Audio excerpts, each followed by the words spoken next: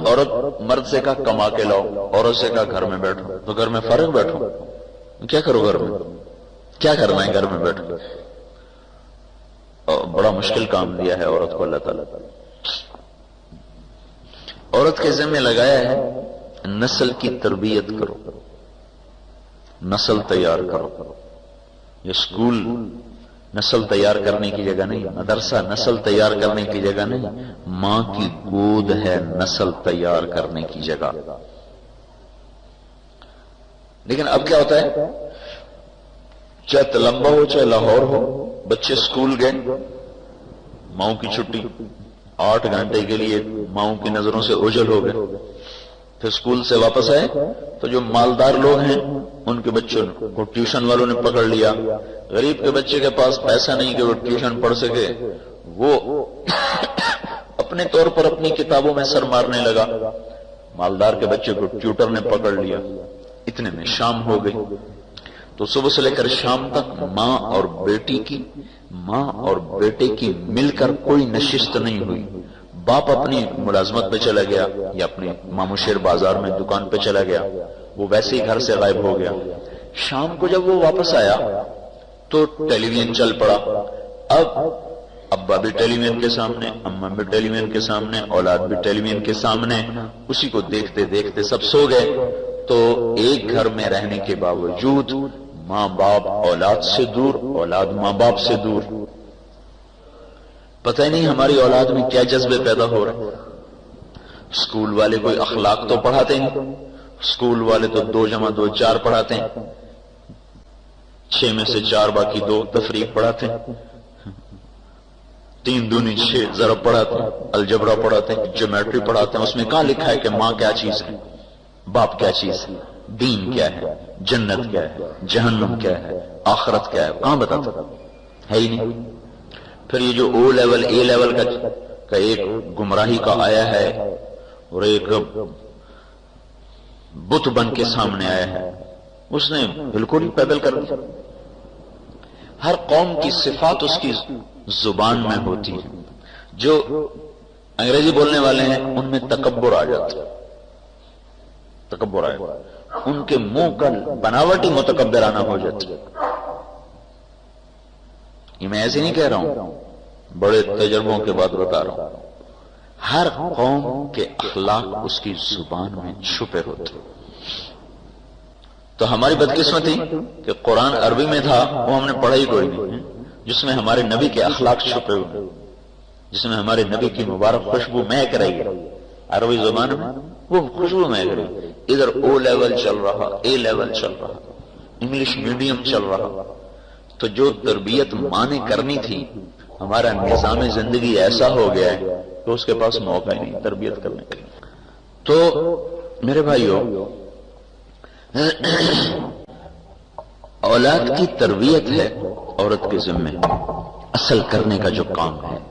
اگر ہماری عورتوں کو یہ پتا ہوتا کہ ہم نے ایک نسل تیار کرنی ہے تو ان کو تو سر کھجانے کی بھی فرصت نہیں، چھ جائے کہ ان کو کپڑوں کی سوجھے، زیور کی سوجھے، چیزوں کی سوجھے۔ اگر ان کو اپنی ذمہ داری کا احساس ہو جائے تو ان کو تو بھول جائے ہر چیز۔ تربیت کیا کرنی ہے؟ ان کو مسلمان بنانا ہے، ان کو اللہ اور اس کے رسول کی غلامی سکھانی ہے، کہ ان کے دلوں میں اللہ اس کے رسول کی عظمت بیٹھے۔ ان کو رشتوں کا تقدس سکھانا ہے، رشتوں کی عظمت سکھانی ہے، ان کو عبادات پہ لانا ہے۔ بچیوں کو شروع سے ایسا عادی بنانا ہے کہ ان کے اندر پردہ کا شوق پیدا ہو اور ان کے اندر تواضع عاجزی پیدا ہو، کیونکہ بیٹی پرایا سودا ہوتا ہے، پرایا مال ہے۔ ماں باپ کے گھر میں وہ رشتے کی محبت کی وجہ سے اس کو مقام ملتا ہے، سسرال میں جا کر اس کو اخلاق کی وجہ سے مقام ملتا ہے، پیسے کی بنیاد پر نہیں، چیزوں کی بنیاد پر نہیں۔ اس کو جو پرائے گھر میں جا کے مقام ملتا ہے وہ اخلاق کی بنیاد پر ملتا ہے۔ تو ہمارے ماں باپ اپنی بچیوں کو اس طرح تیار نہیں کرتے کہ ان کو پرائے گھر میں ہم نے بھیجنا ہے، وہاں یہ باعزت رہ سکیں، اس طرح ان کی تربیت نہیں ہوتی۔ اس لیے ادھر شادی کرتے ہیں ادھر ساتھ مصیبتیں شروع ہو جاتی ہیں، دونوں طرف لڑائیاں شروع ہو رہی، شکایتیں آ رہی ہیں، ادھر بھی ادھر بھی ادھر بھی ادھر بھی۔ ایک بڑا تاجر مجھ سے کہنے لگا بچیاں زیادہ تھیں، میں نے کہا یا اللہ جلدی جلدی ان کے فرض ادا ہو جائیں تاکہ ہم مطمئن ہو کے فارغ ہو جائیں۔ لیکن شادیاں کرنے کے بعد پتہ چلا کہ مسائل تو اب کھڑے ہوئے، پہلے تو مسائل ہی کوئی نہیں تھے، مسئلے تو شادی کے بعد شروع ہوئے۔ کس لیے شروع ہوئے؟ کہ بچی کو دوسرے گھر میں رہنے کے مطابق تیار نہیں کیا۔ کسی بھی بیٹی کا سب سے بڑا زیور چپ کر جانا اور ہر دکھ کو سہ جانا ہوتا ہے، گھٹ گھٹ کے جینا۔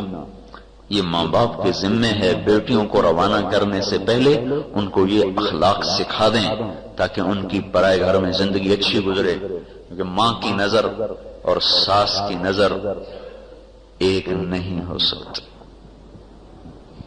جیسے مشرق اور مغرب آپس میں نہیں مل سکتے، ساس اور ماں کی نظر ایک نہیں ہو سکتی، کتنا ہی کوئی دعویٰ کرے نہیں ہو سکتا، یہ ناممکن ہے۔ ہاں ایک محنت ہوتی، ماحول ہوتا تو پھر یہ بھی ہوتا، لیکن جو کہ محنت نہیں، ماحول نہیں، تو لہذا ساس ساس ہے، ماں نہیں بن سکتا۔ پھر اس بچی کو روانہ کرنے سے پہلے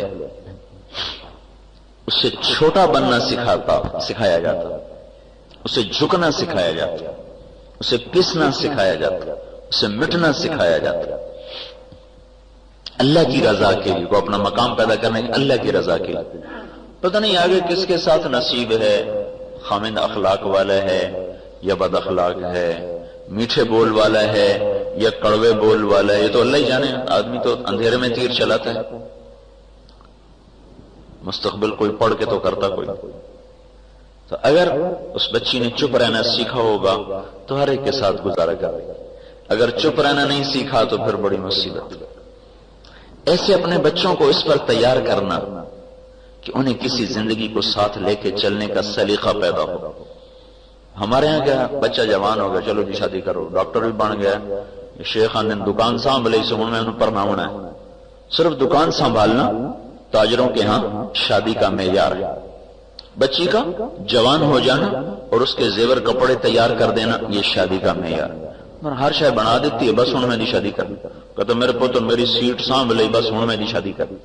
اب بھائی پیسہ کمانا تو سیکھا ہے، اخلاق بھی سیکھیں کہ نہیں سیکھے، کسی کو لے کے چلنے کا طریقہ بھی سیکھا کہ نہیں سیکھا، طبیعت کے خلاف کرنا بھی سیکھا کہ نہیں سیکھا۔